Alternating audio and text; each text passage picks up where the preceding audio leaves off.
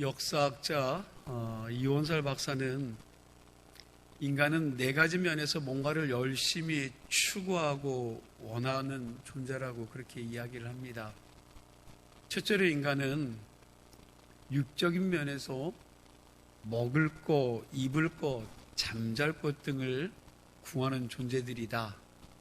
둘째로 인간은 가정이나 우정이나 혹은 사랑이나 직업 등에서 사회적인 안정을 추구하는 존재들이다.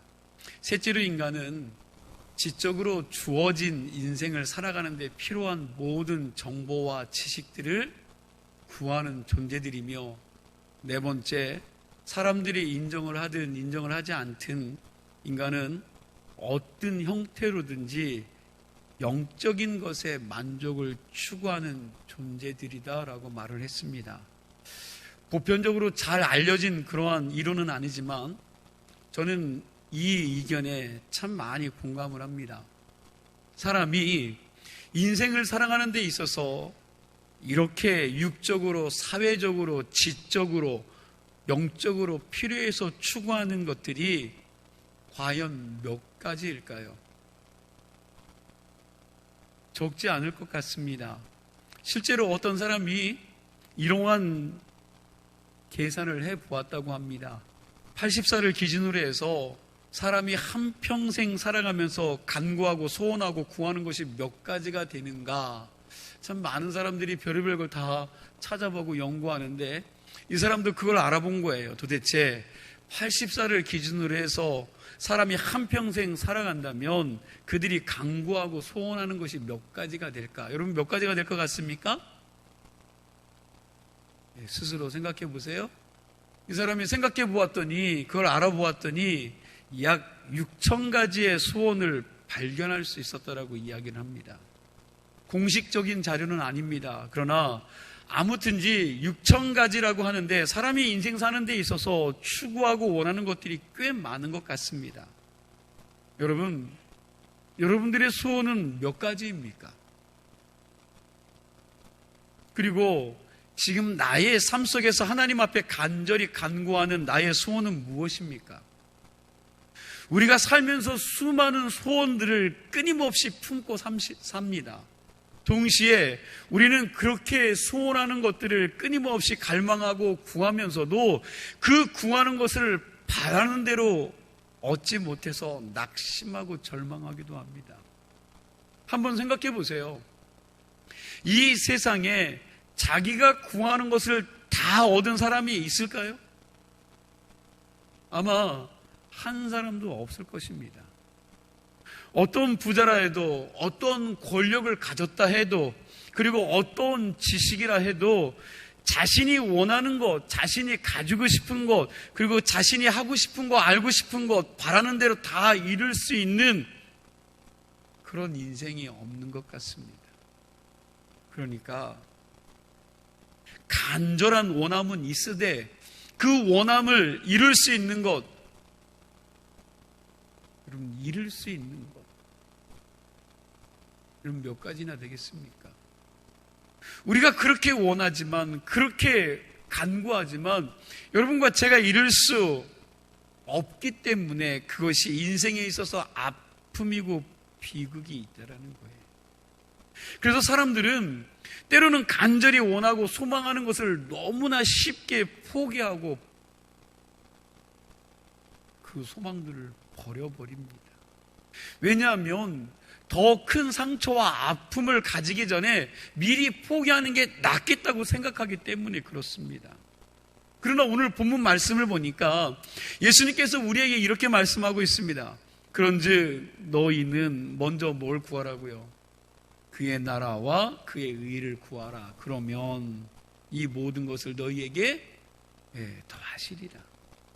이 말을 헬라어 원문으로 읽어보면 순서가 좀 바뀝니다. 어떻게 바뀌냐면 너희는 구하라는 거예요. 너희는 구하라. 먼저 하나님의 나라와 그 의를, 그리하면 이 모든 것을 너희에게 더하시리라. 우리 성경에는 너희는 먼저 그 나라와 그 의를 구하라는 말이 먼저 나오는데 헬라어 원문 성경에 보니까 너희는 구하라는 거예요. 여러분, 맨 앞에 나오는 말이 뭐냐면 먼저 너희는 구하라는 겁니다. 구하라. 먼저가 앞이 아니라 너희는 구하라. 이게 오늘 첫 번째로 나눌 말씀의 주제인데, 너희는 구하라입니다. 여기 구하라는 말이 헬라어로 제테이테라는 그런 단어입니다. 제테이테라는 단어가 신약성경에 20번 이상 나오는데, 이 말은 언제나 하나님과의 관계성 속에서 하나님과의 관계를 이루면서 등장하는 단어가 이 단어입니다. 제테이테라는 이 말은 찾으라는 말로도 번역이 되고 또 기도하라는 그런 말로도 번역이 됩니다. 그런데 이것은 내가 원하는 것을 세상의 어느 구석에 찾아가서 구하는 것이 아니라 하나님께 구한다라는 말씀이에요. 그러니까 내가 원하고 구하는 것을 사람에게 가서 세상 어디 좋은 곳에서 그것을 이룰 수 있는 사람을 찾아가서 구하는 것이 아니라 하나님 앞에 가서 그 하나님 앞에 찾아가서 부르짖고 구하는 거라는 사실입니다. 신약 성경을 보니까 하나님께서 우리에게 구하라는 말씀을 자주 하십니다. 우리가 너무나 잘 아는 말씀이죠. 마태복음 7장 7절 말씀입니다. 우리 함께 읽습니다. 마태복음 7장 7절 말씀 함께 읽겠습니다. 구하라 그리하면 너희에게 주실 것이요, 찾으라 그러면 찾아낼 것이요, 문을 두드리라 그리하면 너희에게 열릴 것이니. 자, 처음 문장이 뭡니까? 너희는 뭐 하라고요? 구하라 그리하면 너희에게 주실 것이요. 야고보 1장 5절 말씀입니다. 함께 보겠습니다. 너희 중에 누구든지 지혜가 부족하거든 모든 사람에게 후히 주시고 꾸짖지 아니하시는 하나님께 구하라 그리하면 주시리라. 자, 여기도 보니까 하나님께 구하라 그러면 뭐 하겠다고요? 주시겠다 그랬습니다. 다 구하라는 말씀인데 성경을 주의 깊게 읽어보면 하나님께서 계속해서 우리에게 뭘 요구하세요? 구하라는 겁니다. 구하라. 그렇게 말씀하고 계십니다. 야고보 사도가 하나님을 아버지라 부르면서 살아가는 신앙인들의 삶을 가만히 들여다보니까 참 이상한 게 한 가지 있다는 거예요. 그게 뭐냐? 많은 신앙인들이 하나님이 전지전능하신 분이고 모든 만물의 주인이라는 사실을 알고 그리고 그 하나님을 아버지로 모시고 있으면서도 그 아버지에게 구하지 않는다라는 것입니다. 이게 너무나도 답답해서 여러분, 야고보 사도는 야고보 4장 2절에 이렇게 말씀하고 있어요. 야고보 4장 2절 함께 있습니다. 너희는 욕심을 내어도 얻지 못하여 살인하며 시기하여도 능히 취하지 못함으로 다투고 싸우는도다. 너희가 얻지 못하면 구하지 아니하기 때문이요. 자, 너희가 얻지 못하면 뭐 때문에요? 구하지 아니하기 때문이요. 이 말씀을 풀었으면 이런 말이 됩니다. 너희가 욕심을 내서 그리고 싸우기도 하고 심지어 살인을 해가면서까지 원하는 뭔가를 얻으려고 하는데 그래도 너희가 원하는 것을 얻지 못하는도다. 그 이유가 뭔지 아느냐? 그것은 그것의 주인이신 하나님께 구하지 않고 엉뚱한 데 가서 찾고 있기 때문이다. 여러분, 이게 정말 이상하지 않습니까? 세상 모든 것들을 다 소유하고 지고 계신 전능하신 하나님을 아버지라고 부르면서도 그 자녀들이 아버지 하나님 앞에 나가서 뭐 하지 않는다고요? 그렇죠. 구하지 않는다는 겁니다. 이게 이상하다라는 거죠.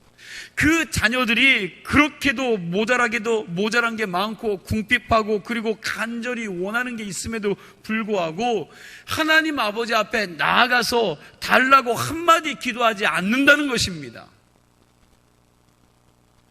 그럼 사람들이 왜 여러분 구하지 않을까요? 왜 구하지 않습니까? 구하면 하나님께서 분명히 주신다고 약속했는데 왜 구하지 않을까요? 그 이유는 하나밖에 없지요. 뭡니까? 믿지 않기 때문에 그래요. 믿음이 없는 겁니다. 믿지 않습니다. 구해도 과연 응답하실까? 하나님이 나 같은 사람의 기도를 들어주실까? 이런 기도까지도 하나님께서 기뻐하실까 하면서 믿지 않기 때문에 하나님 앞에 기도하지 않습니다. 의심으로 꽉 차서 기도하지 않는다라는 사실이에요. 여러분, 정말로 하나님 앞에 간절히 구하는 것이 있으십니까? 없으세요? 다시 한번 질문하겠습니다. 여러분, 하나님 앞에 간절히 구하시는 것이 있으십니까? 그렇다면 오늘 이 말씀 붙잡고 구하시기를 바랍니다. 너에게 구하면 내게 주겠다라고 주님께서 분명히 약속하셨고 분명히 말씀하셨습니다. 그러니 구해보지도 않고 그리고 구하다가 바로 응답되지 않는다고 너무 쉽게 포기하지 않으시기를 간절히 부탁드립니다. 누가복음 18장 1절 이하의 말씀을 보면 주님께서 기도하다가 응답되지 않는다고 쉽게 포기하는 사람들을 깨우쳐 주시려고 불의한 재판장의 비유로 말씀을 하고 계십니다. 우리 누가복음 18장 1절 말씀을 함께 읽도록 하겠습니다. 예수께서 그들에게 항상 기도하고 낙심하지 말아야 할 것을 비유로 말씀하여. 아멘. 예수님께서 불의한 재판장의 비유를 말씀하신 것은 항상 기도하면서 낙심하고 절망하지 말라는 교훈을 우리에게 가르쳐 주시기 위함입니다. 어느 도시에 참으로 외롭고 가난하고 어디 한 군데에 의지할 곳이 없는 한 과부가 살고 있었습니다. 그런데 이 과부가 살다가 너무나도 억울한 일을 당한 거예요. 감당할 수가 없습니다. 이 억울함을 어디가 호소할 수가 없는 거예요. 참 힘듭니다. 주변에 도와줄 사람도 없지 돈도 없다 보니 어느 누구도 그녀의 그 억울함을 도와주지 않습니다. 그런데 그 도시에 불법한 아주 불의한 재판장이 있었습니다. 이 사람은 하나님도 무시하고요. 그리고 세상 사람들의 인심이나 소문 같은 것도 두려워하지 않는 그냥 막 나가는 재판장입니다. 막가파예요. 이 불쌍한 과부가 여러분 뭐예요? 뭐가 없어요? 아무것도 없는 거죠. 아무것도 없습니다. 이 불쌍한 과부가 아무것도 없는 이 과부가 여러분 의지할 때라고는 아무것도 없는 이 과부가 이 재판장을 찾아가는 겁니다. 그래서 이 재판장이 집의 문을 두드리는 거죠. 재판장님, 내가 이런 억울한 일을 당했는데 나의 이 억울함을 풀어주소서 하고 하소연을 합니다. 그러면 그 재판장이 그 얘기를 들었겠습니까? 당연히 그 이야기를 무시합니다. 너는 돈도 없고 아무것도 없는데 내가 뭘 보고 너를 도와주겠냐는 그런 식이죠. 그러면서 그녀의 이야기를 무시합니다. 거들떠보지도 않아요. 그럼에도 불구하고 다음날 그 집에 또 찾아가 말을 합니다. 재판장님, 제발 좀 나의 이 억울함을 풀어주소서. 그날도 또 무시를 당하고 쫓겨나옵니다. 세 번째 찾아갑니다. 역시나 문을 두들겨도 무시합니다. 네 번째 가고요. 다섯 번째 가서 계속해서 두드려 보채니까 이 불의한 재판장이 그 과부의 부르짖음을 듣고 어떻게 해요? 이렇게 생각을 합니다. 야, 내가 하나님도 무서워하지 않고 사람들의 소문도 두려워하지 않지만 저 여자 그냥 내버려 두었다가는 내 평생이 괴롭겠다. 저 여자의 소원을 들어주어야겠다라고 생각을 했다라는 겁니다. 이게 불의한 재판장의 비유입니다. 이 비유를 말씀하시고 난 다음에 주님께서 이렇게 말씀하십니다. 주께서 이르시되 이 불의한 재판장의 말한 것을 들으라. 하물며 하나님께서 그 밤낮 부르짖는 택하신 자들의 원한을 풀어주시지 아니하시겠느냐. 그렇게 못되고 불의한 재판장조차 가서 자꾸 간구하고 애타게 매달리니까 자기가 계속 괴로워서라도, 여러분 그 사람이 괴로운 게 아니에요. 그 재판장이 괴로운 거죠. 그 이야기를 듣는 재판장이 괴로워서라도 그 소원을 들어주는데 하물며 하늘에 계신 하나님께서 어찌 밤낮 부르짖는 당신의 백성들, 택하신 자신들의 자녀들의 그 원한을 풀어주시지 않겠냐는 것입니다. 사랑하는 성도 여러분, 요즘 참 좋은 계절이죠. 농사 짓는 분들에게는 농사 짓기 참 좋은 계절입니다. 여행을 좋아하시는 분들에게는 참 여행 가기 좋은 계절이고 놀러 가기에 너무나도 좋은 계절입니다. 여러분, 이 좋은 계절에 인생과 세상 모든 것의 주인이신 하나님 앞에 기도를 시작해 보시기를 바랍니다. 하나님께서 우리에게 구하라고 하셨으니 여러분 응답해 주신다는 약속을 믿으시고 하나님 앞에 무릎 꿇으실 수 있기를 간절히 부탁드립니다. 그래서 하나님의 놀라우신 응답을 받아 복된 삶을 그리고 복된 은혜를 누렸으면 좋겠고, 이 좋은 계절에 들로 산으로만 놀라다닐 것이 아니라 하나님 앞에서 주신 그 복된 은혜를 누릴 수 있는 계절로 만드시기를 부탁드립니다. 이게 오늘 본문이 주는 첫 번째 메시지요. 너희는 구하라는 거예요. 구하라. 우리 성경에는 너희는 먼저가 나오는데 헬라어 원문에는 뭐가 먼저라고요? 너희는 구하라요. 그런데 오늘 두 번째 나눌 말씀은 먼저입니다. 먼저. 이 말은 우리가 하나님 앞에 구하는데 아무렇게나 구해서는 안 된다는 거예요. 구하는 것도 절차가 있다는 겁니다. 먼저 구할 것이 있고 나중에 구할 것이 있다는 거죠. 무엇을 먼저 하나님 앞에 구해야 되느냐? 여러분 복잡하게 생각할 것이 없습니다. 가장 소중한 것을 먼저 구해야 합니다. 쉽게 이야기하면 본질적인 것을 먼저 구하라는 거예요. 본질. 이게 오늘 본문이 우리에게 가르쳐주는 말씀으로 우선순위의 문제입니다. 먼저 구할 것을 먼저 구하는 거지요. 예를 들면 이런 거예요. 여러분 요리할 때에 먼저 집어 넣어야 될 것이 있고 나중에 집어 넣어야 될 것이 있어요. 음식을 안 해본 분들은 잘 모르겠지만 여러분 음식을 만들 때도 그렇다는 거죠. 먼저 넣어야 될 것이 있고 나중에 넣어야 될 것이 있습니다. 나중에 넣어야 될 것을 먼저 넣으면 똑같은 재료를 써도 여러분 맛있는 맛을 낼 수가 없다는 거죠. 맛이 다르다는 겁니다. 기도를 하는데 먼저 구해야 될 것을 먼저 구해야 된다는 겁니다. 그럼 먼저 구해야 될 게 뭐냐? 그리고 나중에 구해야 될 게 무엇이냐? 중요한 것을 먼저 구해야 하는데 어떤 것이 정말 중요하고 어떤 것이 덜 중요합니까? 이걸 분별할 수 있는 것이 지혜이죠. 지혜. 그렇기 때문에 여러분과 저는 지혜가 필요합니다. 여러분 지혜가 뭡니까? 지혜를 간단하게 말하면 제일 중요한 것이 무엇인지를 깨닫는 것이 지혜입니다. 우리가 인생을 살아가는 데 있어서 가장 소중한 것을 위하여 덜 소중한 것을 우선순위에서 뒤로 빼내는 거죠. 여러분 집어 빼내는 겁니다. 지혜 있는 사람들이 성공할 수 있는 게 이런 분별력이 있기 때문에 성공하는 것입니다.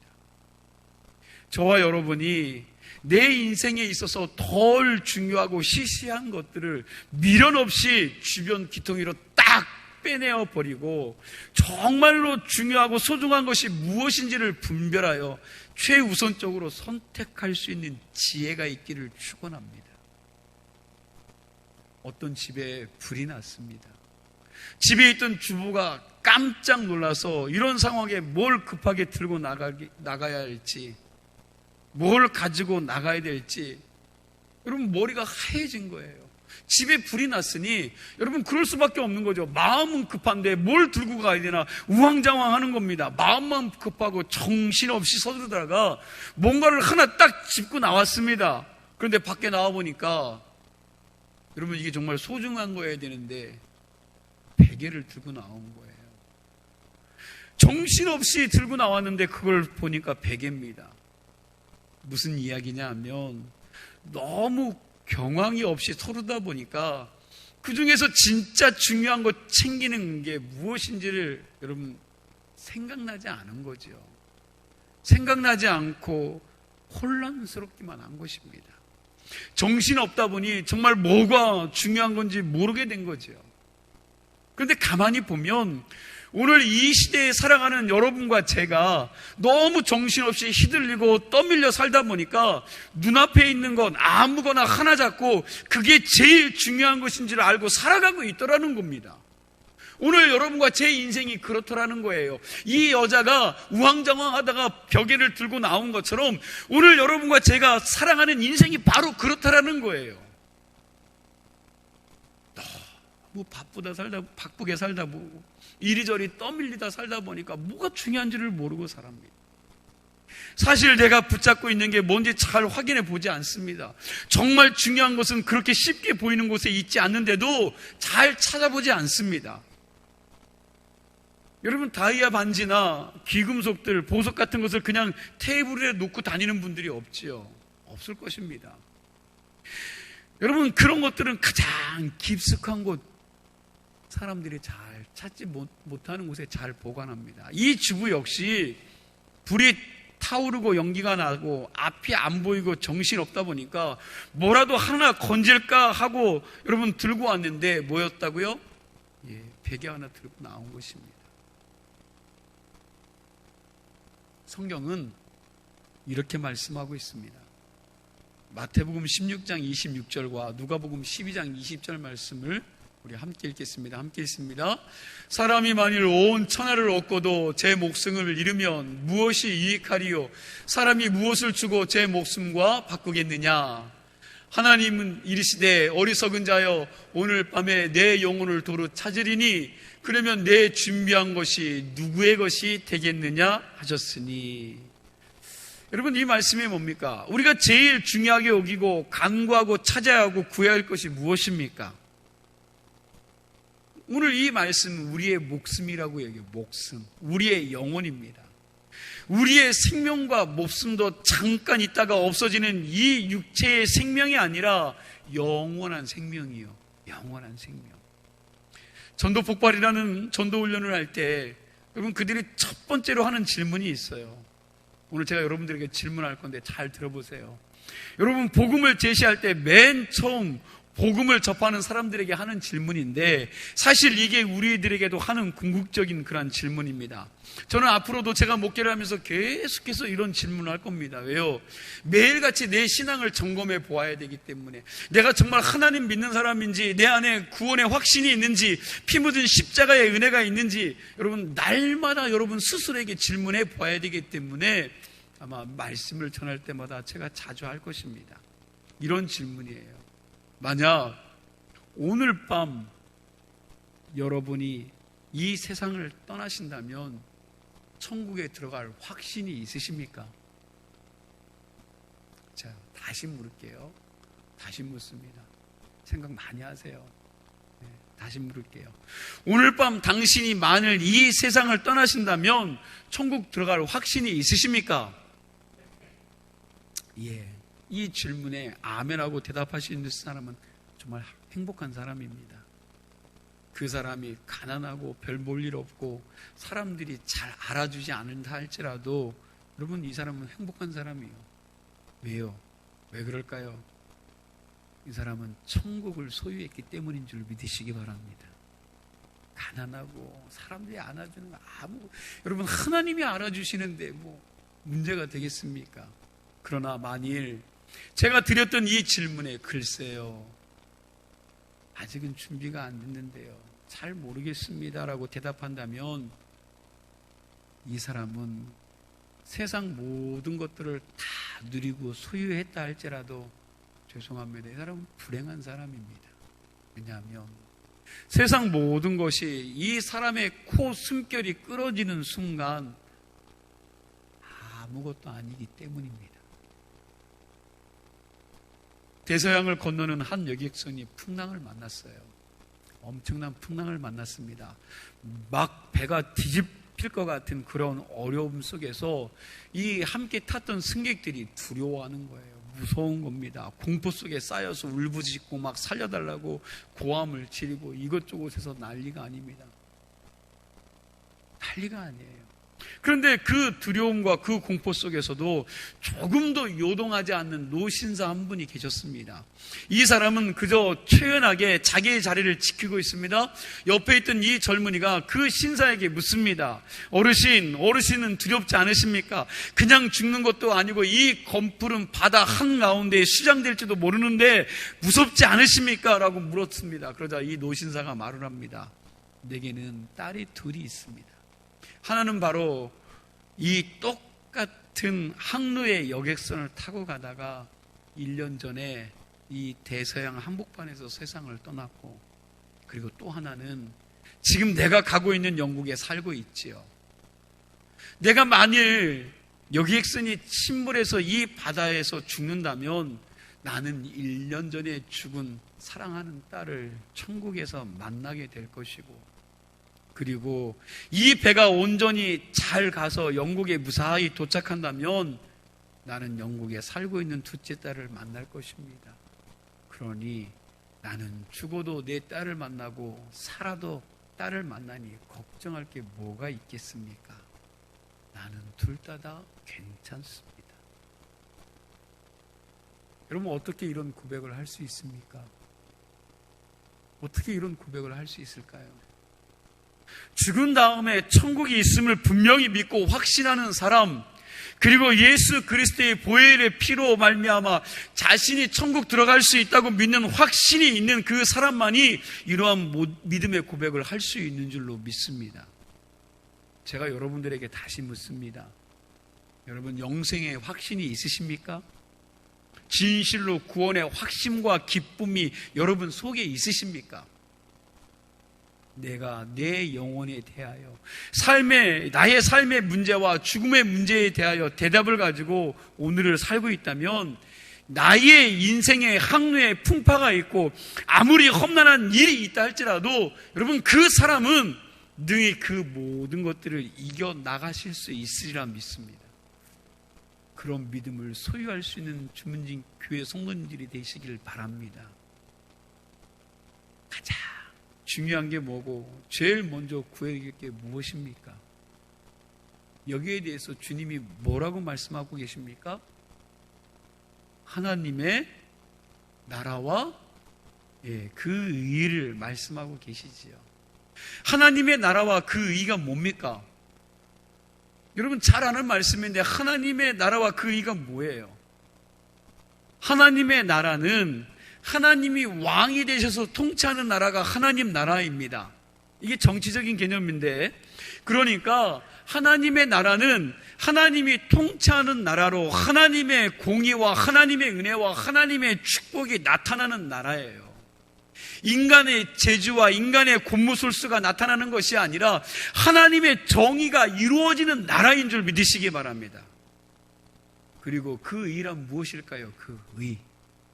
여기 의란 말은 인간의 율법적인 혹은 법률적인 윤리적인 의가 아니라 예수 그리스도의 보배로운 피로 말미암아 하나님의 의를 소유하게 된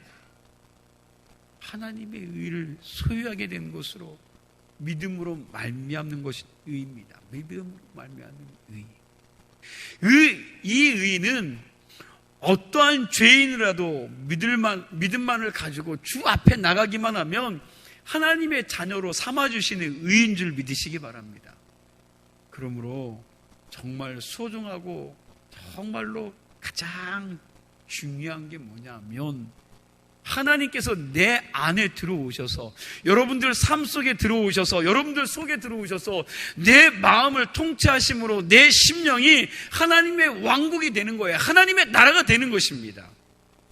그리고 죄와 인간의 육정과 욕망으로 살던 나의 마음과 심령에 예수 그리스도의 보배로운 그 의가 이루어져서 날마다 천국을 경험하면서 살아가는 것이 하나님의 의인 줄 믿으시기 바랍니다. 오늘 이 말씀을 종합적으로 풀어서 설명하면 이렇게 말할 수 있습니다. 첫 번째, 우선순위의 문제, 우선순위. 여러분들의 삶에 있어서 우선순위의 문제입니다. 두 번째는 분별력이에요. 분별력 문제이고요. 세 번째는 관계성입니다. 관계성. 우선순위와 분별과 관계성의 문제. 하나님 나라는 하나님이 왕이 되시고 내가 신하가 되는 나라예요. 여러분 이거 기억하셔야 됩니다. 여러분이 왕이 되시면 안 돼요. 누가 왕이 되어야 된다고요? 하나님이 왕이 되고 나는 그 왕의 명령을 따르는 신하가 되는 나라입니다. 그리고 하나님의 의는 여러분 이 하나님의 의라는 것은 예수 그리스도 그분이 나의 구주가 되고 나는 구속받은 그의 백성이 되는 것입니다. 그래서 마태복음 6장 32절과 32절에 이렇게 말씀합니다. 우리 함께 읽겠습니다. 그러므로 염려하여 이르기를 무엇을 먹을까 무엇을 마실까 무엇을 입을까 하지 말라. 이는 다 이방인들이 구하는 것이라. 너희 하늘 아버지께서 이 모든 것이 너희에게 있어야 할 줄을 아시느니라. 너에게 있어야 할 그 모든 것들을 하늘을 계신 너희 아버지께서 알아요 몰라요? 다 알고 계시다라는 거예요. 그러니까 근심하지 말라는 겁니다. 이게 이 말씀의 핵심입니다. 그런데 이 모든 것들을 누릴 수 있게 하는 조건이 하나 있어요. 조건. 그 조건이 뭘까요?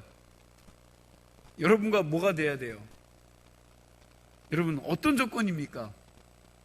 여러분과 제가 하나님의 자녀가 되어야 돼요. 하나님의 자녀. 하늘 아버지가 나의 아버지가 되어야 한다는 것입니다. 그분과의 온전한 관계가 이루어져야 된다는 사실이에요. 남의 집 아빠, 남의 집에 잠시 놀러온 동네 아이 말고 그런 걸 말하는 것이 아닙니다. 나는 하나님의 다스림을 받은 진짜 자녀라는 확신, 성령으로 말미암아 하나님을 아버지라고 시인하는 참된 고백이 터져나오는 그러한 관계가 되어 있다면 우리는 아무런 걱정, 근심할 필요가 없다고 성경은 말씀하고 있어요. 왜요? 우리 아버지께서 이생과 내세의 모든 필요를 다 아시고 준비하시고 공급하시기 때문입니다. 그래서 오늘 본문에서 가장 중요한 핵심의 말씀은 먼저 그 하늘 아버지와의 관계를 회복하라는 거예요. 여러분들이 주인이 되지 마시고 그 하나님이 주인이 되고 말씀이 주인이 되어야 된다는 사실입니다. 그런데 우리는 자꾸 이 신앙생활을 거꾸로 하고 있어요. 내가 주인이 돼서 하나님을 부리려고 합니다. 내 말을 안 듣는 하나님, 여러분과 저는 요구하지 않습니다. 그런데 성경은 끊임없이 이야기하죠. 너희는 신하라는 거예요. 너희 아버지는 하나님이라는 겁니다. 너희는 자녀들이라는 거예요. 그래서 이 관계입니다. 하나님 아버지와의 관계가 회복되는 거예요. 그의 나라와 그의 의를 구하라는 말은 더 쉽게 표현하면 먼저 하늘 아버지와의 관계를 회복하라는 말씀인 줄로 믿으시기 바랍니다. 이야기 하나 하고 말씀을 마치도록 하겠습니다. 옛날에 한 임금이 어느 마을에 민정 시찰을 나가게 되었습니다. 그런데 그 마을을 나가보니까 사람들이 가난해도 너무너무 가난한 겁니다. 여러분, 가난하면 어때요? 더 갖고 싶고 더 소유하고 싶고, 여러분 이런 거죠. 뭐라도 하나라도 숨겨서 더 챙겨야 됩니다. 여러분, 이게 우리의 생각이에요. 그런데 이 마을은 너무나도 가난했음에도 불구하고 서로가 얼마나 잘 돕고 협력하고 아름답게 사는지 이 모습을 본 임금이 여러분 너무 보기 좋았던 거예요. 너무 좋은 겁니다. 그래서 임금이 그 마을 사람들에게 이렇게 선포를 합니다. 여러분들이 그 가난한데도 불구하고 서로 도와가며 열심히 사는데 내가 너무나도 보기 좋습니다. 그래서 내가 임금으로서 여러분들 한 사람 한 사람의 소원 한 가지씩을 들어줄 테니 이야기하시오. 그렇게 말을 합니다. 그러자 동네 사람들이 줄을 서서 한 사람씩 차례대로 나와서 소원을 말합니다. 저는 농사를 짓는데 소가 없으니 소 한 마리만 좀 주십시오. 저는 농사를 짓고 싶은데 밭이 없습니다. 좀 땅 좀 주십시오. 저는 과수원을 하고 싶은데 과수할 그러한 여건이 안 됩니다. 그러니 그런 여건을 열어주십시오. 내가 좀 장사를 하고 싶은데 장사할 자금이 없습니다. 사업할 자금 좀 빌려주십시오. 계속해서 사람들이 자기의 필요한 것들을 이야기합니다. 다 자기의 소원을 임금님께 아뢰었습니다. 그런데 맨 마지막으로 노인 한 분이 오셔서 아무 말씀도 하지 않고 임금 앞에 서 있는 거예요. 그때 임금이 묻습니다. 당신은 뭘 원하십니까? 내가 뭘 해줬으면 좋겠습니까? 말해보시오. 그러자 말을 않고 있던 노인이 말을 합니다. 예, 제 소원은 이겁니다. 내일부터 하루에 한 번씩 매일 임금님을 뵙는 것입니다. 그럼 무슨 이야기입니까? 이제까지의 사람들은 임금을 한 번 만나면 더 이상 만나요, 못 만나요? 만날 수 없는 관계지요. 여러분, 그들은 자기들이 원하는 걸 구했기 때문에 임금님을 만날 수가 없습니다. 그러나 이 노인은 매일매일 누구를 만나요? 그렇죠, 임금을 만날 것입니다. 매일매일 임금을 만나게 될 것입니다. 매일매일 임금을 만나는 관계, 가족과 같은 친밀함을 갖는 관계, 기쁜 일, 어려운 일 있을 때마다 함께 서로 나누고 고민하는 관계라면 이 노인은 얼마나 큰 축복을 누리게 되었겠습니까? 이 노인이 진짜 큰 소원을 아뢰는 거지요. 그 임금을 매일매일 될 수 있다는 것, 축복이죠. 이 말은 우리도 하나님 앞에 가장 중요한 것을 구해야 된다는 거죠. 뭐 이것도 주시고 저것도 주시고 이것도 주세요. 장사할 돈도 주시고, 하나님 내가 더 많은 것들을 소유할 수 있게 해주시고, 자식 잘 되게 해주시고, 하나님 내가 좀 땅도 필요하고 집도 필요한데, 그리고 땅값도 올라가게 해주시고 집값도 좀 올라가게 해주세요. 여러분, 주님 빠진 그 변두리를 구하는 그런 기도가 아니라 온 우주의 주인이신 하나님과 매일매일 만나는 그 기쁨과 감격을 누리면서 나의 일이 그분의 일이 되고, 그분이 이 일이 나의 일이 되는 그런 관계. 그분이 원하시는 뜻과 내가 원하는 뜻이 합의가 되고 일치가 되어 그분의 뜻이 나를 통하여 이 땅에 성취되어지는 그런 관계가 되기를 축원합니다. 여러분, 그런 관계가 얼마나 멋진 인생이겠습니까? 결론을 맺습니다. 우리가 인생의 우선순위를 바로 알고 하나님 안에 거하면서 그분과 온전한 관계가 이루어지기만 한다면 요한복음 15장 7절 말씀이 내 삶 속에 그대로 이루어질 것입니다. 우리 함께 읽겠습니다. 너희가 내 안에 거하고 내 말이 너희 안에 거하면 무엇이든지 원하는 대로 구하라. 그리하면 이루리라. 아멘. 우선순위를 바로 하고 주님과의 관계가 온전한 관계가 되어 날마다 주님 만나는 감격 속에서 이 모든 것을 다 더하여 주시는 그 하나님의 축복을 누릴 수 있는 우리 주문진 감리교회 모든 성도님들이 되시기를 축원합니다. 기도하시겠습니다.